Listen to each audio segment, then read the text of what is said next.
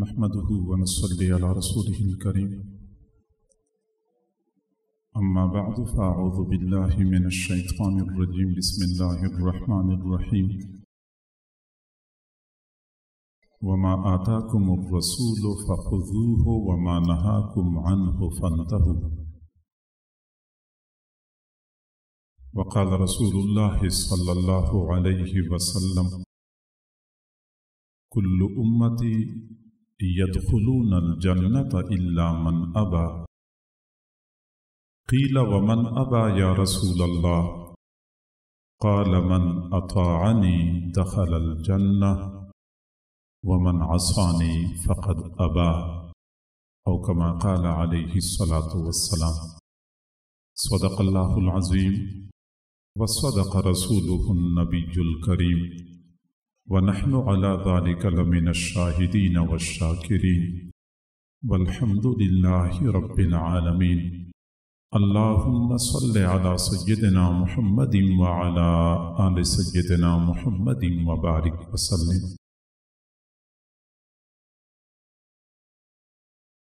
اللہ رب العزت نے اپنی قدرت کاملہ سے ہمیں پیدا فرمایا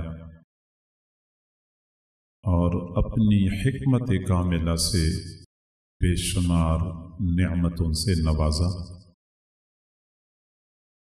وَإِن تَعُدُّوا نِعْمَةَ اللَّهِ لَا تُحْصُوهَا اگر تم اللہ تعالیٰ کی نعمتوں کو گننا چاہو تو تم ہرگز نہیں گن سکتے۔ بچہ پیدا ہوتا ہے تو اللہ تعالیٰ کی نعمتوں سے فائدہ اٹھانا شروع کر دیتا ہے اور اپنی زندگی کے آخری لمحے تک اللہ کی نعمتوں سے مستفید ہو رہا ہوتا ہے۔ اسی لیے کسی اللہ والے نے فرمایا کہ بچہ پیدا ہوتے ہی اللہ کے سامنے سجدے میں گر جائے اور اپنی پوری زندگی ایک سجدے کی حالت میں گزار دے، تب بھی اللہ تعالیٰ کی نعمتوں کا حق ادا نہیں ہو سکتا۔ اللہ کی نعمتیں بے شمار ہیں، تاہم کچھ نعمتیں ایسی ہیں جو بے مثل اور بے بدل ہیں۔ ان میں سے بھی عظیم نعمت یہ کہ اللہ تعالیٰ نے ہمیں ایمان کی دولت عطا فرمائی ہے۔ فتنوں کے زمانے میں، مادیت پرستی کے دور میں، کفر اور الحاد کے تسلط میں، تمام تر ناخوشگوار اور ناموافق حالات کے باوجود الحمدللہ ثم الحمدللہ ہم توحید اور ایمان پر قائم ہیں۔ یہ اللہ کا ہم پر فضل عظیم ہے۔ معزز سامعین، چونکہ ہمیں یہ ایمان اپنے گھر میں ملا ہے، اس کی خاطر ہمیں سفر نہیں کرنا پڑا، ہمیں اس کی خاطر مشقت نہیں اٹھانی پڑی، اس کی خاطر ہمیں کچھ چارجز، کچھ عوض ادا نہیں کرنا پڑا۔ مفت میں بغیر کسی مشقت اور مجاہدے کے ہمیں یہ نعمت گھر میں ملی ہے۔ ابھی ہم نے آنکھ کھولی ہی تھی کہ ہمارے دائیں کان میں آذان اور بائیں کان میں اقامت کہی گئی۔ سب سے پہلے ہمارے کان میں اللہ کا نام پہنچایا گیا۔ تھوڑا ہم نے ہوش سنبھالا تو اپنی والدہ کو قرآن کی تلاوت کرتے ہوئے پایا۔ تھوڑے سے بڑے ہوئے تو والد صاحب انگلی سے پکڑ پکڑ کے مسجد میں لے جایا کرتے تھے۔ ہم نے بچپن سے ہی آذان کی آوازیں سنی ہیں، ہم نے مسجد کا ماحول دیکھا ہے۔ چونکہ یہ نعمت ہمیں مفت میں ملی ہے، اس لیے ہمیں اس کی قدر و قیمت کا احساس نہیں ہے۔ اگر ہم نے اس کی قدر و قیمت معلوم کرنی ہے تو آج سے 14 صدیاں پیچھے جانا پڑے گا۔ حضرت بلال سے پوچھنا ہوگا، بلال آپ بتائیں یہ ایمان کتنا قیمتی ہے؟ وہ صحیح جواب دے سکتے ہیں کیونکہ انہوں نے ایمان کی بھاری قیمت چکائی تھی۔ حضرت سمیہ سے پوچھنا پڑے گا، سمیہ آپ بتائیں یہ ایمان کتنا قیمتی ہے؟ حضرت سمیہ صحیح بتا سکتی ہیں کیونکہ انہوں نے ایمان کی خاطر اپنی جان کا نذرانہ پیش کیا تھا۔ اگرچہ ہمیں اس کی قدر و قیمت کا احساس نہیں، لیکن یہ ہے بہت بڑی نعمت۔ اور اس کے بعد پھر اللہ کا ہم پر یہ بہت فضل اور کرم ہے کہ ہمیں اپنے محبوب صلی اللہ علیہ وسلم کی امت میں سے پیدا فرمایا۔ یہ اتنا بڑا اعزاز ہے، اتنی بڑی سعادت ہے کہ پہلے زمانے کے انبیاء کرام بھی اللہ سے دعائیں مانگتے نظر آتے ہیں کہ اللہ ہمیں آخری نبی کی امت میں پیدا کر دیجئے۔ جب حضرات انبیاء کرام ایک اعزاز کے لیے، ایک سعادت کے لیے تمنائیں کرتے تھے، اللہ رب العزت نے بغیر کسی عوض کے یہ اعزاز اور سعادت ہمیں عطا فرمائی ہے۔ لیکن میں ایک بات عرض کروں کہ حضور صلی اللہ علیہ وسلم کا امتی ہونا ہے تو بڑی سعادت کی بات، بہت بڑا انعام ہے، لیکن یہ معاملہ نازک اور حساس بھی بہت ہے۔ جو بندہ حقیقت میں اپنے محبوب صلی اللہ علیہ وسلم کے ساتھ وابستہ ہو گیا، آپ کی ذات پر وارفتہ ہو گیا، تو وہ تو سعادت مند ہو گیا۔ لیکن جو بندہ حضور صلی اللہ علیہ وسلم کا امتی ہونے کے باوجود لا تعلقی اختیار کرتا ہے، تو یہی لا تعلقی بندے کو شقاوت اور بدبختی کے گڑھے میں پھینک دیتی ہے۔ تو لہٰذا ہمیں چاہیے کہ ہم اس بات پہ خوش ہیں کہ ہمیں اللہ نے اپنے محبوب کی امت میں سے پیدا فرمایا، تو دوسری جانب ہم اس چیز کا بھی احساس کریں کہ امتی ہونے کی کچھ تقاضی بھی تو ہیں، حضور صلی اللہ علیہ وسلم کے ہم پر کچھ حقوق بھی تو ہیں۔ ایسا نہ ہو کہ یہ امتی ہونا ہی ہمارے لیے پکڑ اور مواخذے کا ذریعہ بن جائے۔ معزز سامعین، حضور صلی اللہ علیہ وسلم دنیا میں تشریف لائے۔ آپ صلی اللہ علیہ وسلم کے ساتھ محبت کرنا ہمارے ایمان کی بنیاد ہے۔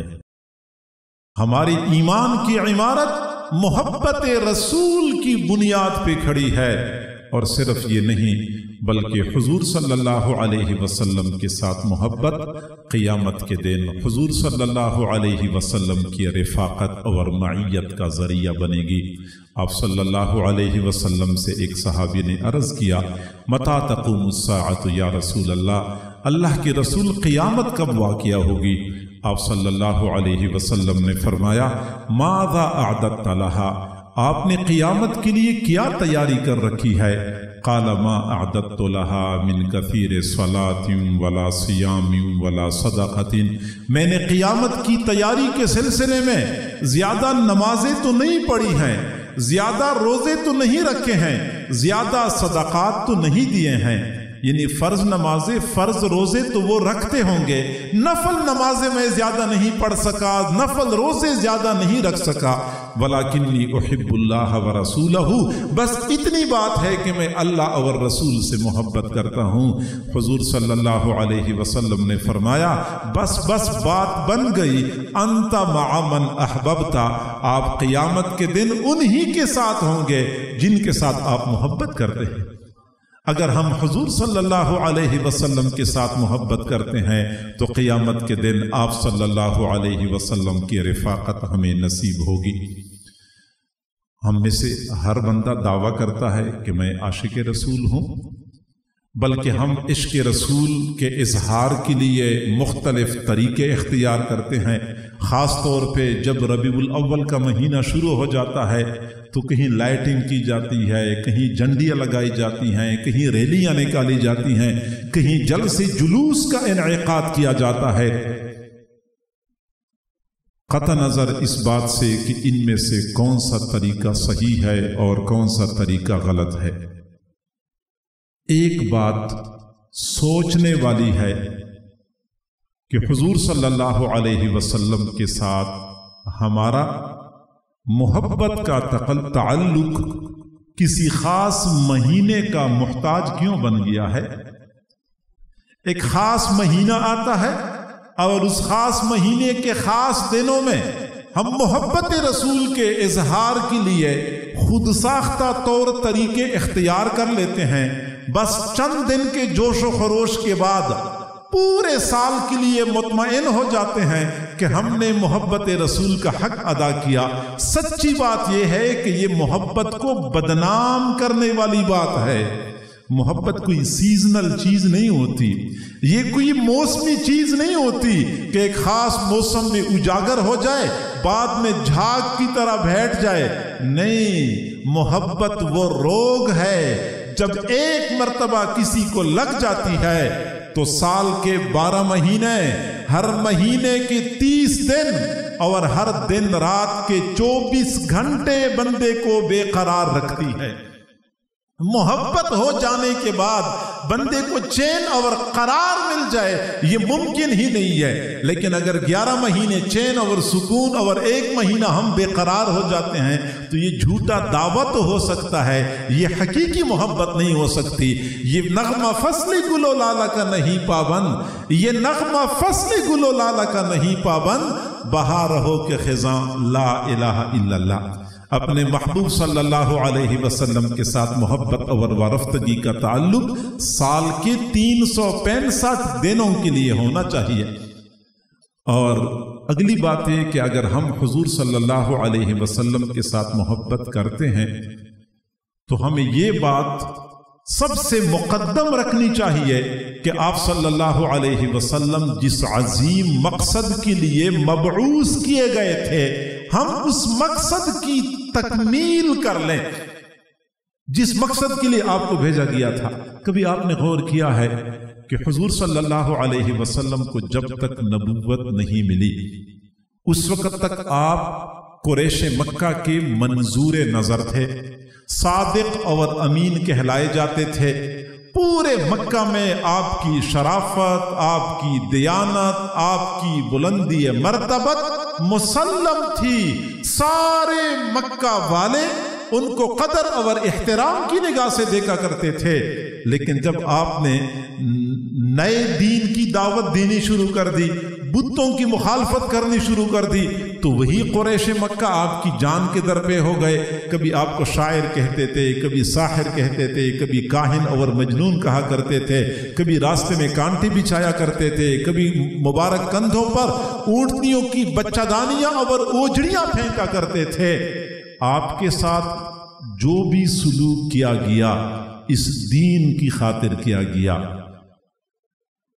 وہ دین جو حضور صلی اللہ علیہ وسلم نے پتھر کھا کھا کر ہم تک پہنچایا، اس دین کو تو ہم پسے پشت ڈالیں، چند دن کے خود ساختہ طور طریقے اپنانے سے ہم مطمئن ہو جائیں کہ ہم عاشق رسول ثابت ہو گئے۔ ای خیالست و محالست جنون، یہ ہماری خوش فہمی ہے، یہ غلط فہمی ہے۔ عشق و محبت اس چیز کا نام نہیں ہے۔ اولین کام یہ ہے کہ ہم اس دین کو تھام لیں جو دین محبوب صلی اللہ علیہ وسلم نے مجاہدات کے ساتھ ہم تک پہنچایا۔ لیکن معذرت کے ساتھ عرض کرتا ہوں کہ آج کا مسلمان حضور صلی اللہ علیہ وسلم کی محبت میں کسی بھی حد تک جانے کے لیے تیار ہے، لیکن اس دین کو اپنانے کے لیے تیار نہیں ہے جو دین میرے محبوب نے ہم تک پہنچایا ہے۔ اس کے علاوہ محبت رسول میں سب کچھ قبول ہے، موت بھی قبول ہے اور مجاہدات بھی قبول ہیں، مشقتیں بھی قبول ہیں، لیکن محبت رسول میں یہ دین ہمیں قبول نہیں۔ ہم کس قدر اس دین سے اجنبی بن چکے ہیں۔ یہ وہی دین ہے جو آج ہمارے درمیان بالکل اجنبی حالت میں موجود ہے۔ کبھی آپ نے غور کیا ہے کہ کسی کے پاس تھانے سے فون آتا ہے کہ ایس ایچ او نے آپ کو یاد کیا ہے، بس اتنا فون آ جائے ایس ایچ او نے آپ کو یاد کیا ہے، آپ کے خلاف کسی نے درخواست دی ہے، تو شاید اس دن ہم صبح کا ناشتہ کیے بغیر گھر سے نکل پڑیں کہ دیر ہو جائے گی، صاحب ناراض ہو جائیں گے۔ اور اگر اطلاع ملے کہ ڈی پی او نے آپ کو بلایا ہوا ہے تو پھر تو شاید ہم ننگے پیر چل پڑیں کہ بھائی دیر ہو جائے گی، صاحب ناراض ہو جائیں گے۔ اور ایس ایچ او نے بلا لیا، ہم جانے کے لیے بے قرار اور بے تاب۔ لیکن دوسری جانب جب نماز کا وقت ہوتا ہے تو اللہ کے منادی چاروں طرف سے آذان کی آوازیں دیتے ہیں. آذان دیتے ہوئے آذان کی آوازیں ہم تک ہمارے کانوں تک پہنچتی ہیں. یہ اللہ کے منادی ہمیں کیا کہہ رہے ہوتے ہیں کہ اللہ نے اپنے دربار میں بلایا ہے, اللہ نے اپنے دربار میں بلایا ہے. ایک ہی وقت میں چاروں اطراف سے یہ آذانیں ہمارے کانوں میں پہنچ رہی ہوتی ہیں, لیکن ہمارے کانوں پہ جوں بھی نہیں رینگتی. تو ہمیں یہ ماننا چاہیے کہ ہمارے ہاں اللہ رب العزت کی وقعت ایک ایسے چو کے برابر بھی نہیں ہے. ایسے چو نے ہمیں بلا لیا تو ہم جانے کے لیے بے قرار اور بےتاب ہیں, جبکہ اللہ کا منادی روزانہ 5 مرتبہ ہمیں بلاتا ہے کہ اللہ نے اپنے دربار میں بلایا ہے. ہم اللہ کے دربار میں حاضری دینے کا کرتے ہیں. یہ وہی دین ہے. شادی ہوتی ہے, گھر کے افراد شادی کے موقع پہ پوری کوشش کرتے ہیں کہ کوئی بندہ ہم سے ناراض نہ ہو جائے. مہمان آتے ہیں, مہمانوں کے بچے آتے ہیں, گھر میں نقصان بھی کرتے ہیں, کہتے چپ کرو, کسی کو کچھ کہو نہیں, کیونکہ ہماری شادی ہے, ہمارے سے کوئی ناراض نہ ہو جائے. بلکہ شادی کے موقع پہ گھر میں برتن دھونے والی نگرانی کو بھی خوش رکھا جاتا ہے, کہتے ہیں ہماری شادی ہے. گھر میں جو ڈرائیور ہوتا ہے گاڑی چلانے والا, اس کو بھی خوش رکھا جاتا ہے, کہتے ہیں ہماری شادی ہے. عزیز و اقارب میں جہاں سالوں کی ناراضگیاں ہوتی ہیں, لیکن جب شادی کا موقع آتا ہے تو ان کے گھروں میں جا جا کے منت سماجت کر کر کے ان کو راضی کرتے ہیں, کہتے ہیں ہماری شادی ہے, ہم نے ناراض لوگوں کو بھی راضی کرنا ہے. شادی کے موقع پہ سارے لوگوں کو راضی کرنے کی کوشش کی جاتی ہے. اگر ناراض کیا جاتا ہے تو صرف اللہ کو ناراض کیا جاتا ہے, اللہ کو ناراض کیا جاتا ہے. حال ہمارا یہ ہے. ہمارے ہاں اس دین کی وقعت کتنی ہے. کسی گھر میں 50 روپے کا گلاس ٹوٹ جائے, 50 روپے کا گلاس ٹوٹ جائے, پورے گھر میں شور برپا ہو جاتا ہے. ماں اپنے بیٹے کو ڈانٹتی ہے کہ تو نے گلاس توڑ دیا. خاوند بیوی کو ڈانٹتا ہے کہ تو نے گلاس صحیح جگہ پہ رکھا کیوں نہیں. اور ساس بہو سے جگڑتی ہے کہ تو نے پچھلے ہفتے بھی ایک گلاس توڑا تھا, اب یہ دوسرا توڑ دیا. وہ پچھلے ہفتے والا گلاس بھی اس کو یاد ہوتا ہے. وہ 50 روپے کا گلاس ٹوٹ گیا, پورے گھر میں شور برپا ہو گیا. لیکن اسی گھر میں اللہ رب العزت کا عظیم فریضہ جو نماز ہے روزانہ 5 مرتبہ پامال ہوتا ہے, کسی کو ذرہ برابر بھی احساس نہیں. عاشق رسول ایسے ہوتے ہیں. عشق رسول اسی چیز کا نام ہے. کبھی بیوی سالن بناتی ہے, خدا نہ خواستہ غلطی سے سالن میں نمک زیادہ ہو گیا. خاوند پہلا لقمہ لیتا ہے تو لقمہ لیتے ہی پارا چھڑ جاتا ہے, اتنا غصے ہو جاتا ہے, اپنی بیوی کو ننگی گالیاں دینی شروع کر دیتا ہے. کہتے تو بھی ایسی ہے, تیری ماں بھی ایسی ہے, تجھے کچھ سکھایا نہیں ہے. وہ نمک زیادہ ہو گیا تو بیوی کی ماں تک بات پہنچ گئی. برداشت نہیں ہے, غصے میں آ جاتے ہیں, بے قابو ہو جاتے ہیں. لیکن اسی گھر میں وہی بیوی ہے جس نے فجر کی نماز قضا کر لی, خاوند کو احساس نہ ہوا.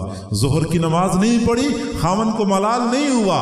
عصر کی نماز نہیں پڑھی, خاوند کو کوئی حسرت نہیں ہوئی. مغرب کی نماز نہیں پڑھی, خاوند کو غصہ نہیں آیا.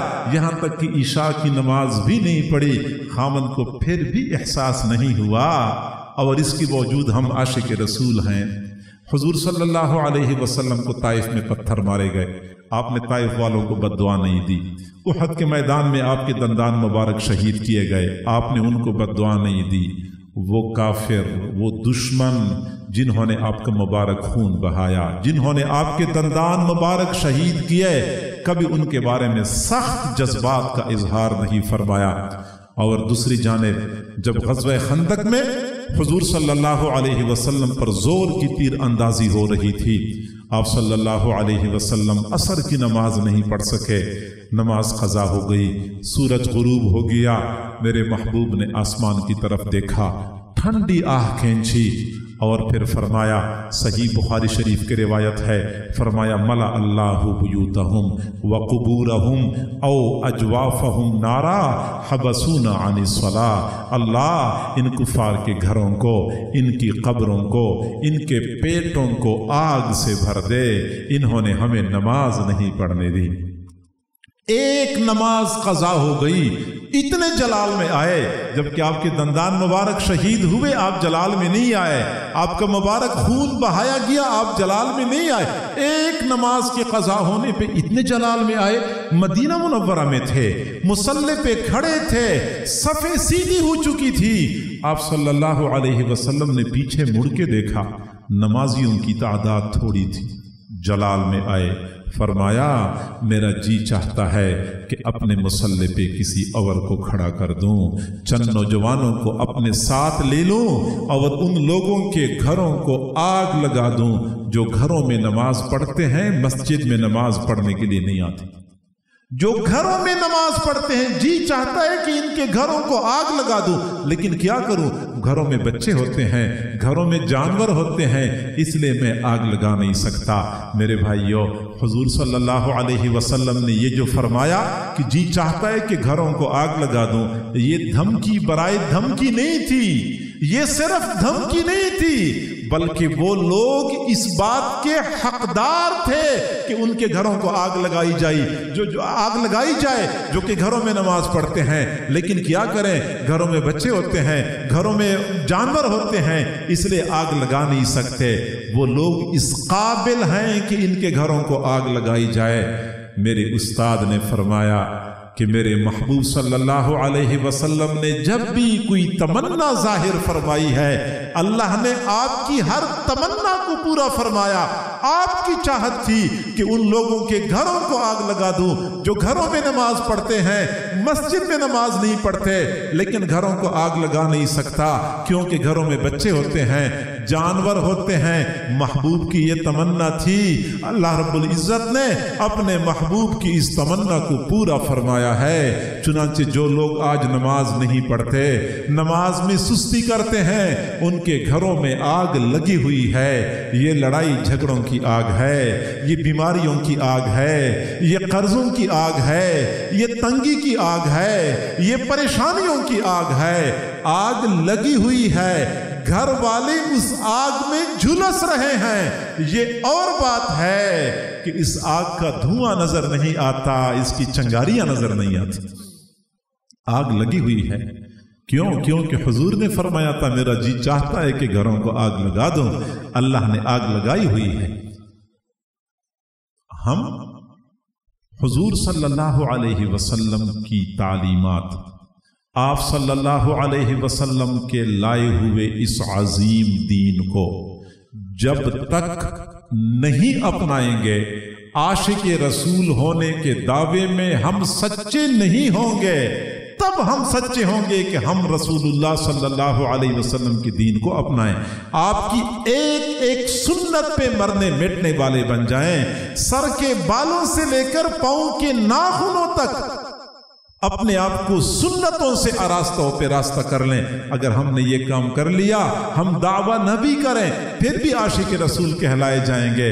और अगर हम ये न कर सके तो हजार दावों के बावजूद हमारे दावे में सदाकत नाम की कोई चीज नहीं होती। रबीउल अव्वल का महीना शुरू हो जाता है तो जैसे आप लोग आशिक़ रसूल हैं, वैसे मैं भी आशिक़ रसूल हूं। फर्ज करें कि मैं हूं, और मैं सोचता हूं कि सारे लोगों ने अपनी गलियां सजाई हैं तो मैं क्यों न सजाऊं।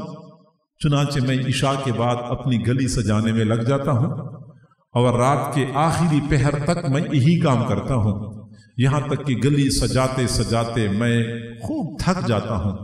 रात का आखिरी पहर होता है तो मैं औंधे मुंह बिस्तर पे गिर पड़ता हूं और गहरी नींद आ जाती है। यहां तक कि जब मेरी आंख खुलती है तो सुबह 9 बज चुके होते हैं।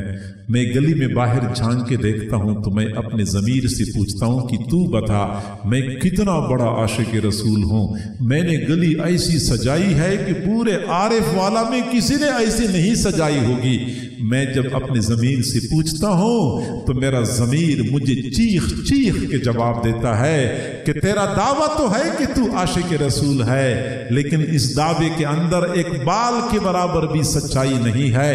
اگر تو عاشق رسول ہوتا تو اس نماز کو کبھی نہ چھوڑتا جس نماز کو حضور نے آنکھوں کی ٹھنڈک قرار دیا۔ حضور نے یہ تو نہیں فرمایا کہ جھنڈیاں میری آنکھوں کی ٹھنڈک ہے، لائٹنگ میری آنکھوں کی ٹھنڈک ہے، حضور نے تو فرمایا کہ نماز میری آنکھوں کی ٹھنڈک ہے۔ سنتوں کے اپنانے والے بن جائیں میرے بھائیوں۔ حضور صلی اللہ علیہ وسلم کو اللہ رب العزت نے جو معجزات عطا فرمائے تھے ان میں سے ایک معجزہ تو قرآن ہے جو اس وقت بھی زندہ اور تابندہ ہمارے درمیان موجود ہے۔ دوسرا معجزہ یہ کہ اللہ تعالیٰ نے اپنے محبوب صلی اللہ علیہ وسلم کی سنتوں کو، تمام تر تعلیمات کو ایسا محفوظ کر دیا ہے کہ کسی اور نبی کی تعلیمات کو ایسا محفوظ نہیں کیا گیا۔ یہ میرے محبوب کا زندہ معجزہ ہے۔ امت کے علماء، محدثین اور خاص طور پہ حضرات صحابہ کرام کا اس امت پر احسان عظیم ہے، جنہوں نے ایک ایک حدیث کی خاطر مہینوں سفر کی مشقتیں برداشت کر لی۔ انہوں نے نہ صرف یہ کہ حضور کی سنتوں کو، حضور کی احادیث کو محفوظ کر لیا، بلکہ امت تک پہنچانے کا حق بھی ادا کر لیا۔ حضرت موسیٰ علیہ السلام کے ساتھ محبت کے دعویدار یہودی بہت زیادہ ہیں، لیکن آپ کسی یہودی سے پوچھیں کہ حضرت موسیٰ علیہ السلام کی داڑھی مبارک کیسی تھی، وہ نہیں بتا سکتے۔ حضرت موسیٰ علیہ السلام کے کھانا کھانے کا انداز کیسے تھا، وہ نہیں بتا سکتے، کیونکہ یہودیوں کے پاس حضرت موسیٰ علیہ السلام کی تعلیمات میں سے صرف ایک تورات ہے، اور اس تورات میں بھی تحریف در تحریف ہو چکی ہے، کیونکہ اس قوم کے علماء نے اپنے ذاتی اغراض اور مفادات کی خاطر دین کو بدل کے رکھ دیا، دین کو اصلی شکل میں نہیں رہنے دیا۔ آج روئی زمین پر حضرت عیسیٰ علیہ السلام کو اللہ کا بیٹا قرار دینے والی عیسائیوں کی کمی کوئی نہیں ہے، لیکن عیسائیوں سے پوچھیں حضرت عیسیٰ علیہ السلام کے مسکرانے کا انداز کیسے تھا، حضرت عیسیٰ علیہ السلام کا قد کاٹ کیسے تھا، حضرت عیسیٰ علیہ السلام کی مبارک آنکھیں کیسی تھیں، وہ نہیں بتا سکتے، کیونکہ ان کے پاس حضرت عیسیٰ علیہ السلام کی تعلیمات میں سے انجیل کے علاوہ کچھ بھی نہیں ہے، اور انجیل میں بھی تحریف در تحریف ہو چکی ہے۔ ان کے علماء نے دنیاوی اغراض اور ذاتی مفادات کی خاطر دین کو بدل کے رکھ دیا۔ قربان جائیں حضور صلی اللہ علیہ وسلم کی امت کے علماء سے، جنہوں نے تمام تر مجاہدات اور مشقتوں کو برداشت کر لیا، غیروں کے طعنے، اپنوں کا استہزاء، سب کچھ برداشت کر لیا، لیکن دین کو، حضور صلی اللہ علیہ وسلم کی تمام تر تعلیمات کو بالکل اصلی حالت میں رکھا ہوا ہے۔ آج میں دعوے سے یہ بات کرتا ہوں کہ وہ بیٹا جو اپنے والد کے ساتھ ایک گھر میں زندگی کے 30 سال گزارتا ہے، رات کو اکٹھے ایک گھر میں رہتے ہیں، دن پورا کی پورا ایک دکان پہ گزارتے ہیں، دکان پہ جانا بھی اکٹھے ہوتا ہے، رات کو آنا بھی اکٹھے ہوتا ہے، شادی غمی میں اکٹھے شرکت کرتے ہیں، بیٹے کی زندگی اپنے والد کے ساتھ گزرتی ہے، لیکن وہ بیٹا جو اپنے والد کے ساتھ زندگی کے 30 سال گزارتا ہے، اس کو اپنے والد کے بارے میں اتنی معلومات نہیں ہوں گی جتنی معلومات آج ایک عالم کو حضور صلی اللہ علیہ وسلم کی زندگی کے بارے میں ہوتی ہے۔ حضور صلی اللہ علیہ وسلم کی پوری زندگی امت کے سامنے کھلی کتاب کی مانند موجود ہے۔ ہم علماء سے پوچھنا چاہتے ہیں کہ آپ بتائیں کہ میرے محبوب صلی اللہ علیہ وسلم کے کھانے پینے کا انداز کیسے تھا، آپ کا بیٹھنے اٹھنے کا انداز کیسے تھا، آپ گفتگو کیسے فرمایا کرتے تھے، جب آپ خاموش ہوتے تھے تو آپ کی خاموشی کیسے ہوا کرتی تھی، آپ غصے میں ہوتے تھے تو پھر آپ کا چہرہ کیسے سرخ ہوتا تھا، جب جب آپ خوش ہوتے تھے تو آپ کا چہرہ کیسے تمتما رہا ہوتا تھا، میرے محبوب صلی اللہ علیہ وسلم کے سونے جاگنے کا انداز کیسے تھا، میرے محبوب کی وضاقتہ کیسی تھی، میرے محبوب کا لباس کیسے تھا، انداز و اطوار کیسے تھے، آپ کی شادی غمی کیسی ہوتی تھی، آپ اپنے گھر میں گھر والوں کے ساتھ کیسے ہوتے تھے، میدان جنگ میں دشمنوں کے ساتھ کیسے ہوتے تھے، دوستوں کے درمیان ہوتے تھے تو کیسے ہوتے تھے، آپ کی معیشت کیسی ہوتی تھی، آپ کی معاشرت کیسی ہوتی تھی، آپ کے اخلاق اور کردار کیسے تھے، جب آپ مسکراتے تھے تو کیسے مسکراتے تھے، جب آپ رویا کرتے تھے تو آپ کی رخساروں پر آنسو کیسے ٹپ ٹپ گرا کرتے تھے، آپ کی نماز کیسے ہوتی تھی، آپ کا روزہ کیسے ہوتا تھا، آپ جب اللہ کے گھر میں داخل ہوتے تھے تو کیسے داخل ہوتے تھے، بیت الخلاء میں داخل ہوتے تھے تو کیسے داخل ہوتے تھے۔ ہم کسی عالم سے پوچھیں، علماء کے پاس ان تمام سوالات کے کافی شافی جوابات موجود ہیں۔ ہم تو علماء پر صرف تنقید ہی کر سکتے ہیں نا، نکتہ چینی کر سکتے ہیں، اور ہم سمجھتے ہیں کہ شاید یہ معاشرے کے اندر زائد چیز ہے اور معاشرے پر خواہ کا بوجھ بنے ہوئے ہیں۔ کبھی ہم نے علماء کی خدمات کو مثبت انداز سے دیکھا ہی نہیں ہے کہ ان حضرات نے کیسے مجاہدات برداشت کر کے، کیسے ناخوشگوار حالات کا مقابلہ کر کر کے حضور صلی اللہ علیہ وسلم کی دین کو اپنے اصلی حالت میں برقرار رکھا ہوا ہے۔ اللہ رب العزت نے تکوینی طور پہ آپ کی تعلیمات کو محفوظ کر لیا۔ محفوظ اس لیے کر لیا کہ قیامت کی صبح تک کوئی بندہ یہ نہ کہہ سکے کہ اللہ میں تو حضور کی طرح، جس طرح حضور نے اپنی بیٹیوں کی شادیاں کروائی تھی، میں بھی اپنی بیٹی کی شادی حضور کی طرح کروانا چاہتا تھا، لیکن میرے پاس حضور کی تعلیمات نہیں تھی۔ میرا بھی جی چاہتا تھا کہ میں حضور کی طرح لباس پہن لوں، لیکن میرے پاس حضور کی تعلیمات نہیں تھی، لہٰذا کوئی بندہ یہ بہانہ نہ بنا سکے۔ اللہ رب العزت نے تمام تر تعلیمات کو محفوظ کر رکھا ہے۔ سنتوں سے اعراض کرنے والے، سنتوں سے منہ موڑنے والے ہمارے دوستوں کے پاس کئی سارے بہانے ہیں۔ ان میں سے ایک بہانہ یہ بھی ہے کہ اصل عشق رسول تو بندے کے دل میں ہونا چاہیے، ظاہری صورت کا کیا اعتبار اور ظاہری صورت کی کیا پرواہ ہے، بس دل میں اگر عشق رسول ہے تو یہی سرمایہ کافی ہے۔ میرے بھائیوں، میں یہ کہتا ہوں کہ دل میں بھی عشق رسول ہونا چاہیے، ظاہری نقالی بھی اپنے محبوب صلی اللہ علیہ وسلم کی کرنی چاہیے۔ اور یہ کون سا عشق رسول ہے، کون سی محبت ہے؟ مجنون کہے کہ مجھے لیلا سے محبت تو بہت ہے، لیکن بس لیلا کی صورت مجھے اچھی نہیں لگتی۔ سارے لوگ کہیں گے تو واقعی مجنون اور پاگل بے وقوف ہے، لیلا سے محبت کے دعوی بھی کرتا ہے، لیلا کی صورت بھی اچھی نہیں لگتی، صورت اوروں کی پسند کرتا ہے، محبت لیلا سے کرتا ہے۔ آج ہمارا بھی یہی حال ہے۔ حضور صلی اللہ علیہ وسلم سے محبت تو بڑی شدید ہے، لیکن شکل صورت، لباس یہ ہم غیروں کی طرح پہنتے ہیں، وضاقتہ غیروں کی طرح اختیار کرتے ہیں۔ میرے بھائیوں، یہ ظاہری نقالی کئی مرتبہ بندے پر سعادت کے دروازے کھول دیتی۔ ظاہری نقالی، ظاہری شکل صورت، میں مانتا ہوں کہ میرے دل کی حقیقت میرے محبوب کی طرح نہیں ہے اور ہو بھی نہیں سکتی۔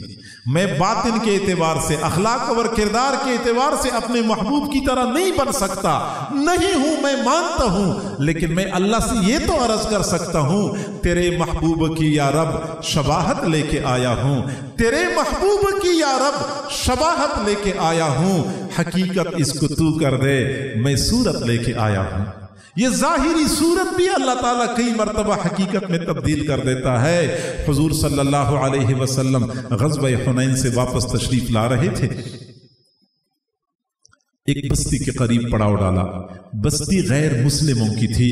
حضرت بلال نے آذان دینی شروع کر دی۔ بستی کے بچے باہر کھیل رہے تھے، بچوں نے حضرت بلال کی آذان کی نقل اتارنی شروع کر دی۔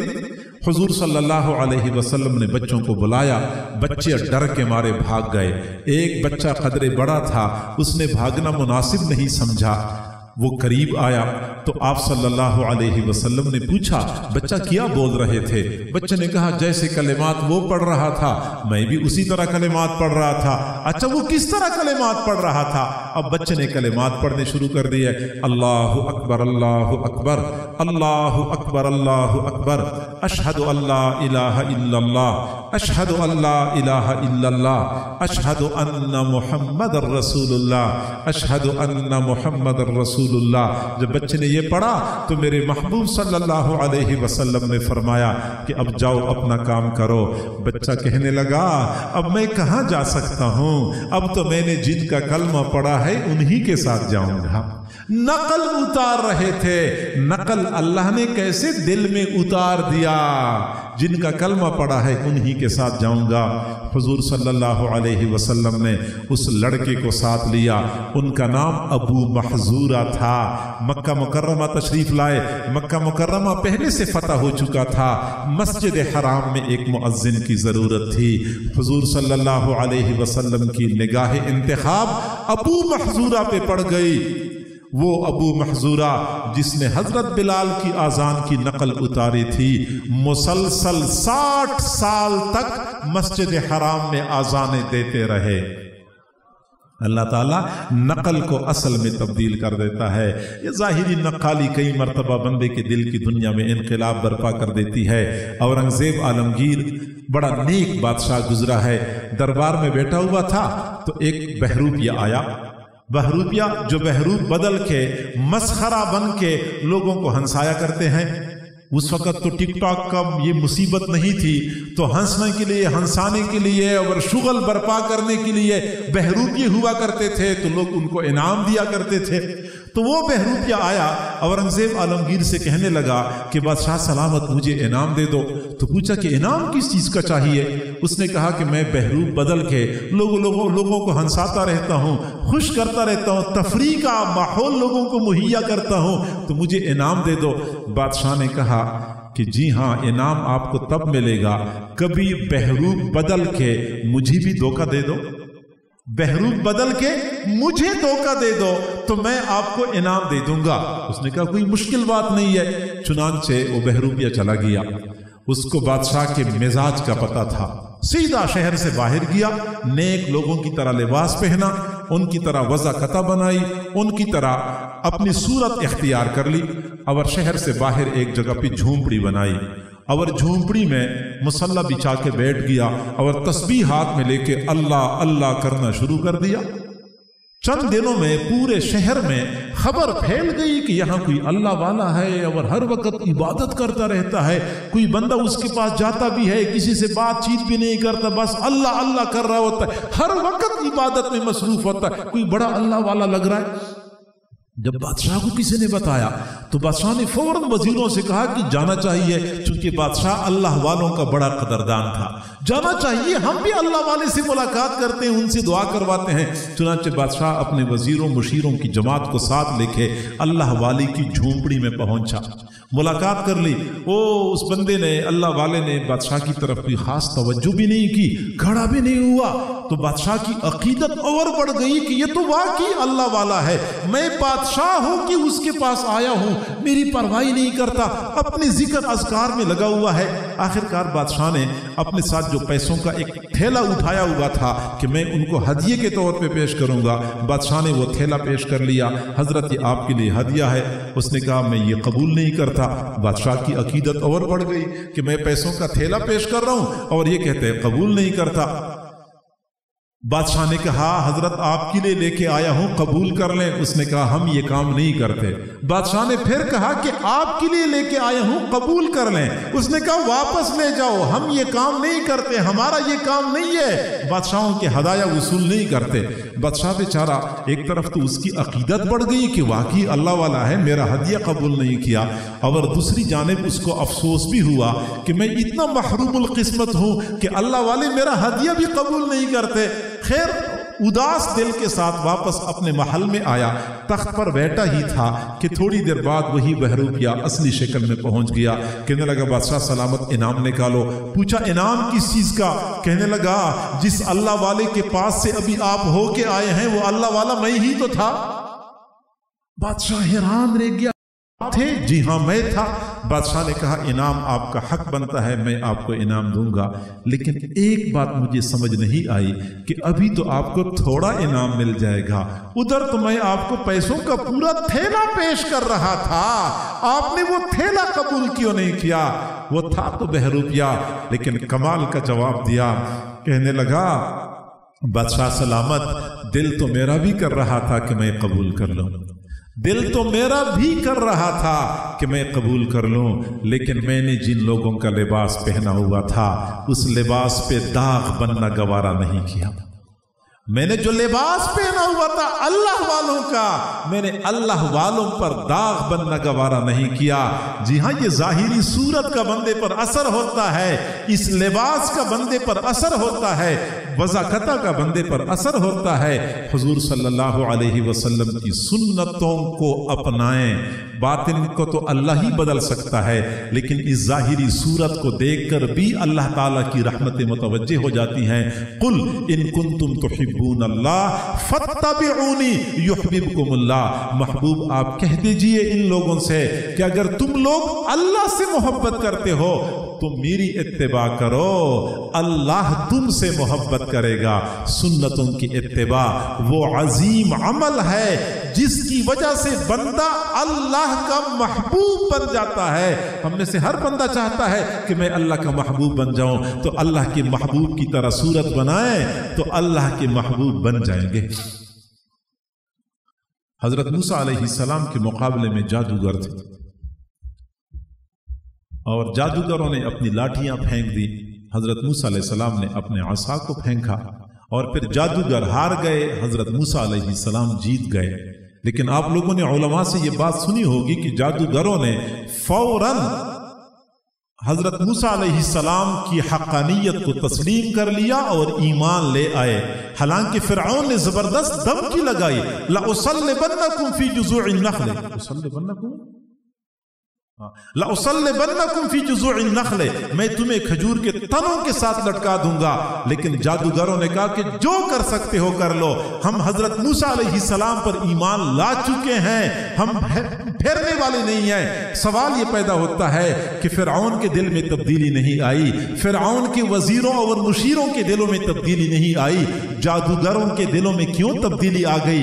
یکدم اتنا بڑا انقلاب کیسے برپا ہو گیا؟ مفسرین فرماتے ہیں اس کی وجہ یہ تھی کہ جادوگروں نے حضرت موسیٰ علیہ السلام کے ساتھ مقابلہ تو کرنا تھا، لیکن حضرت موسیٰ علیہ السلام کے احترام میں اپنی شکل و صورت حضرت موسیٰ علیہ السلام کی طرح بنائی ہوئی تھی۔ اس نقالی کی وجہ سے اللہ رب العزت نے ان کے دلوں کی دنیا کو بدل دیا۔ لہٰذا ہمیں چاہیے کہ ہم ظاہری نقالی کم از کم اختیار کر لیں، اس کی وجہ سے بھی اللہ رب العزت کی رحمتیں متوجہ ہو جائیں گی۔ اور اگر ہم ایسا نہیں کریں گے، ہم غیروں کی مشابہت اختیار کریں گے وضاقتہ میں، نشست و برخاست میں، تو یاد رکھیں حضور صلی اللہ علیہ وسلم نے ایسے لوگوں کے بارے میں ناراضگی کا اظہار فرمایا۔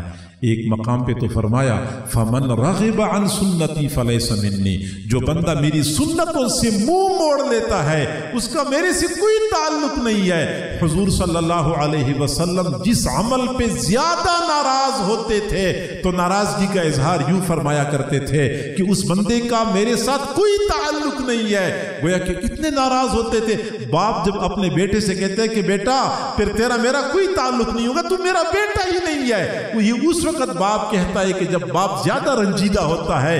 ایسے ہی حضور جب فرماتے ہیں کہ وہ بندہ میرا امتی ہی نہیں ہے، اس کا میرے سے کوئی تعلق ہی نہیں ہے، یہ زیادہ ناراضگی کی صورت میں ہوا کرتا تھا۔ اور دوسرے مقام پہ میرے محبوب نے فرمایا من تشبہ بقوم فہو منہم، جو بندہ کسی قوم کی مشابہت اختیار کرتا ہے تو قیامت کے دن انہی کے ساتھ ہوگا۔ ہم اللہ کی نبی کی مشابہت اختیار کریں گے، قیامت کے دن ان کے ساتھ ہوں گے۔ ہم غیروں کی مشابہت اختیار کریں گے تو ایسا تو نہ ہونا کہ قیامت کے دن ہمیں انہی کی صف میں کھڑا کر دیا جائے، یقیناً ہمارے لیے شقاوت اور بدبختی کی بات ہوگی۔ بہت عرصہ پہلے کی بات ہے، ہندوستان میں ایک زلزلہ آیا اور اس زلزلے میں ہزاروں لوگ لمحے بھر میں عمارتوں کے تلے دب گئے اور مر گئے۔ جب مردوں کو، لاشوں کو نکالنے کی باری آئی تو وہاں کے مسلمانوں نے وقت کی حکومت کو درخواست دی کہ چونکہ مرنے والوں میں کچھ مسلمان ہیں کچھ ہندو ہیں، تو جو مسلمان ہیں ان لاشوں کو ہمارے حوالے کر دیا جائے تاکہ ہم اسلامی طریقے سے ان کے غسل کفن دفن کا انتظام کر لیں۔ بات ان کی معقول تھی، حکومت نے کہا اچھی بات ہے، ان مردوں کو تم لوگ سنبھالو۔ چنانچہ مسلمان مردے یہ مسلمانوں کو دیے جانے لگے، لیکن یہ کیسے معلوم ہو کہ یہ مسلمان ہے یہ ہندو ہے؟ اس کے لیے اصول یہ اختیار کیا گیا کہ دیکھا جائے کہ جس بندے کا ختنہ ہو چکا ہے وہ مسلمان ہوگا، جس کا ختنہ نہیں ہو چکا وہ ہندو ہوگا۔ چنانچہ ہر مردے کو دیکھا جاتا تھا، جس کا ختنہ ہو چکا ہوتا تھا وہ مسلمانوں کے حوالے کر دیا جاتا تھا، دوسرے ہندوؤں کے حوالے کر دیے جاتے تھے۔ لیکن کوئی 10 20 30 بندے تو تھے نہیں، ہزاروں کی تعداد میں بندے تھے جو امدادی کارروائیوں میں فوجی مصروف تھے۔ انہوں نے آخرکار ہاتھ کھڑے کر دیے کہ ہم سے ہر بندہ نہیں دیکھا جاتا، ہر بندے کو ہم دیکھ کر رہیں کہ ختنہ ہو چکا ہے یا نہیں ہو چکا، ہم یہ کام نہیں کر سکتے۔ حکومت نے کہا کوئی بات نہیں ہے، ظاہری صورت کو دیکھ کے فیصلہ کر دو، ظاہری صورت کو دیکھو، جس کی صورت مسلمانوں کی طرح ہے اس کو مسلمانوں کے حوالے کر دو، جس کی صورت ہندوؤں کی طرح ہے اس کو ہندوؤں کے حوالے کر دو۔ ہزاروں کی تعداد میں مسلمانوں کی لاشوں کو ہندوؤں کے ساتھ آگ میں جلا دیا گیا اور ان کی راکھ دریائے گنگا میں بہا دی گئی۔ دنیا میں اللہ رب العزت نے دنیا والوں کو بتا دیا من تشبہ بقوم فہو منہم، جو کسی قوم کی مشابہت اختیار کرتا ہے انہی کے ساتھ ہوگا، آخرت میں تو ہوگا ہی، دنیا میں بھی اللہ تعالیٰ انہی کے ساتھ کر دیتا ہے۔ یہ غیروں کی نقالی کوئی عام بات نہیں ہے۔ حضور صلی اللہ علیہ وسلم بہت زیادہ ناراض ہوتے تھے، وجہ یہ ہے کہ میرے محبوب صلی اللہ علیہ وسلم نے زندگی گزارنے کے جو طور طریقے ہمیں بتائے ہیں ان سے بہتر طریقہ زندگی دنیا میں ممکن ہی نہیں ہے۔ جب سب سے بہتر طریقہ زندگی ہمارا ہے، ہماری نبی کا ہے، تو پھر ہماری کیا مجبوری ہے کہ ہم حضور کے اعلیٰ طور طریقوں کو چھوڑ کے غیروں کے ادنا طریقوں کو اختیار کرتے ہیں۔ میرے محبوب صلی اللہ علیہ وسلم ہم تک جو دین لے کے آئے تھے اس دین پر آپ کو بڑا ناز تھا، اور اس دین کے ساتھ کسی قسم کی شراکت برداشت نہیں کرتے تھے، اس دین میں کسی قسم کی ملاوٹ برداشت نہیں کرتے تھے۔ حضرت عمر رضی اللہ تعالیٰ عنہ کو ایک مرتبہ کہیں سے تورات کے اوراق مل گئے، وہ بڑے خوش تھے کہ میرے پاس تورات ہاتھ میں آ گیا، تو خوشی خوشی حضور علیہ السلام کی خدمت میں حاضر ہوئے۔ اللہ کے نبی تورات ہے، تورات ہے، بڑی خوشی کا اظہار کر رہے تھے۔ حضور صلی اللہ علیہ وسلم نے التفات نہیں فرمایا، توجہ نہیں فرمائی۔ حضرت عمر رضی اللہ عنہ تورات کے ورق الٹنے پلٹنے لگے اور حضور صلی اللہ علیہ وسلم کا چہرہ مبارک غصے سے سرخ ہو گیا۔ حضرت ابو بکر صدیق رضی اللہ عنہ جو حضور کے مزاج شناس تھے، انہوں نے حضور کے چہرے کو دیکھا، حضرت عمر کو فرمایا عمر تجھے تیری ماں روئے، تو دیکھتا نہیں ہے کہ حضور کس قدر جلال میں آ چکے ہیں۔ حضرت عمر نے جو یہ دیکھا فوراً دوزانو ہو کے بیٹھ گئے، تورات کے ورقے سائڈ پہ رکھے اور فوراً ہاتھ جوڑ کے معافی مانگی۔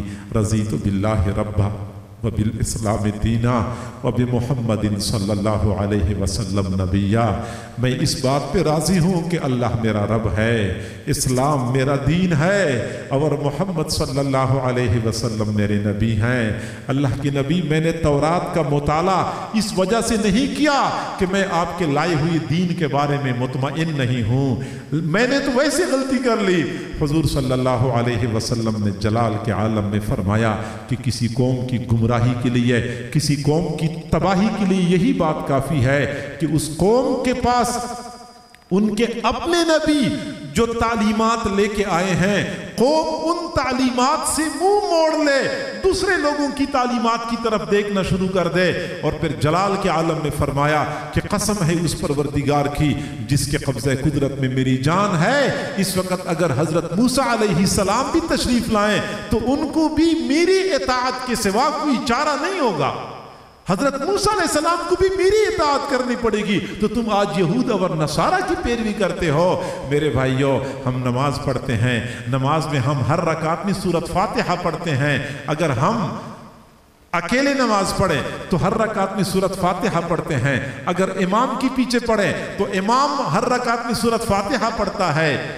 ہم ہر رکعت میں سورۃ فاتحہ پڑھتے ہیں. سورۃ فاتحہ میں ہمیں ایک دعا بتائی گئی ہے، ایک دعا کی تلقین کی گئی ہے، اہدنا الصراط المستقیم. اللہ ہمیں صراط مستقیم کی رہنمائی فرما. پھر خود بتایا گیا ہے کہ صراط مستقیم کس چیز کا نام ہے؟ صراط الذین انعمت علیہم، ان لوگوں کا راستہ جن پر تو نے انعام فرمایا ہے. وہ نبیین کا راستہ ہے، وہ صدیقین کا راستہ ہے، وہ شہداء اور صالحین کا راستہ ہے.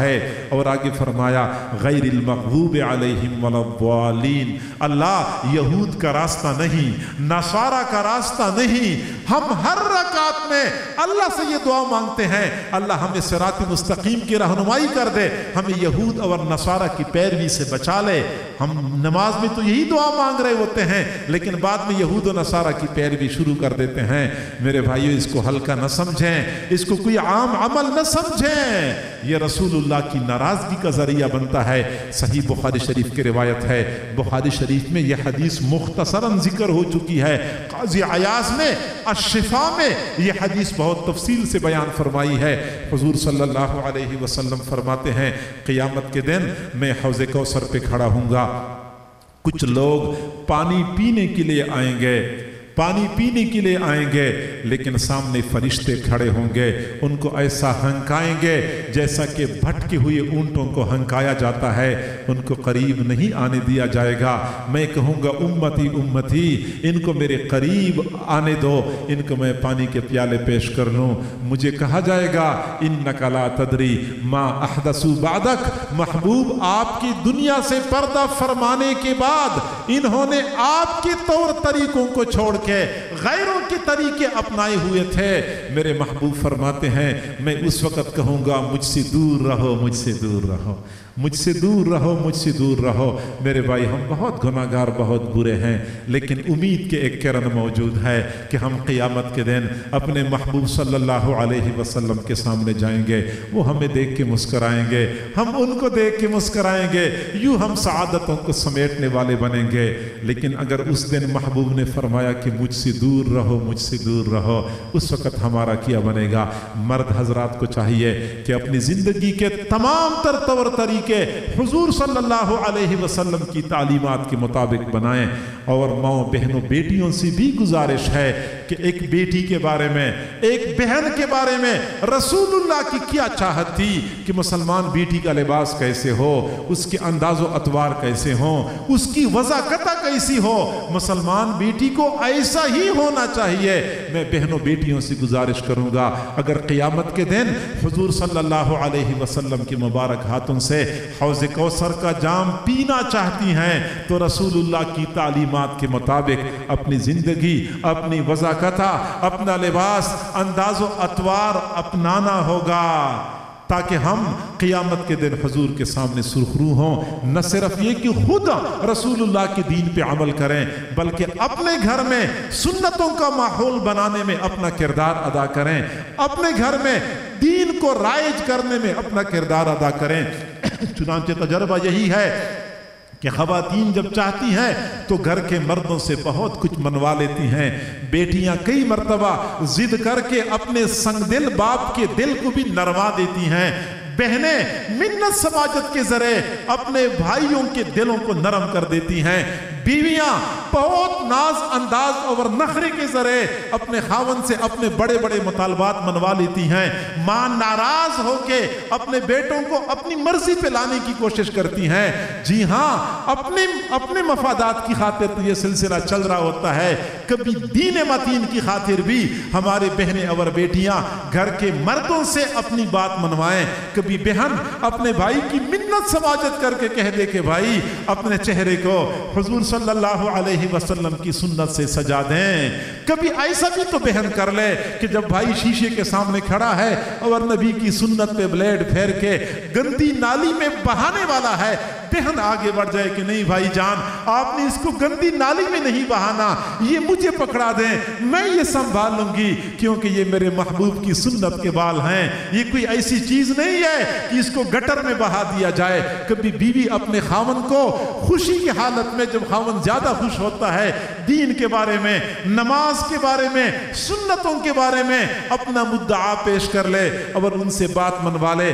چھوٹے چھوٹے بچوں کو حضور صلی اللہ علیہ وسلم کی محبت سے آشنا کر دیں، چھوٹے چھوٹے بچوں کو مسنون دعائیں سکھانے کا اہتمام کریں، مسنون لباس پہنائیں اور ان کے دلوں میں مسنون لباس کی محبت کو اجاگر کر دیں۔ وَالْمَرْأَةُ رَاعِيَةٌ فِي بَيْتِ زَوْجِهَا، عورت اپنے خاوند کے گھر کی نگران ہوتی ہے، اور قیامت کے دن اس خاتون سے خاوند کے گھر کے تمام تر امور کے بارے میں پوچھا جائے گا، لہٰذا اس کو چاہیے کہ اپنا کردار ادا کرے۔ تجربہ یہی ہے، بس میں آخری بات عرض کرتا ہوں، تجربہ یہی ہے کہ جب خواتین معاشرے کو بدلنا چاہیں تو پھر معاشرے کی اصلاح میں دیر نہیں لگتی، معاشرے کے بدلنے میں دیر نہیں لگتی۔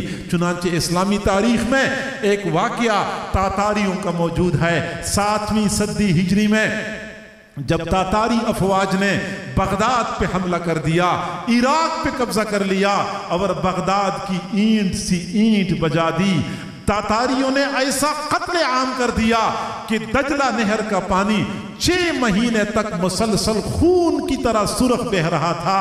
تاتاری افواج نے انسانی سروں کی کھوپڑیاں اکٹھی کر کے ان کی مینار بنا کے ان پہ چڑھ کے اپنی فتح کا اعلان کر دیا تھا، بے دردی کے ساتھ، چھوٹے بڑے کا فرق کیے بغیر سب کو تہہ تیغ کر دیا۔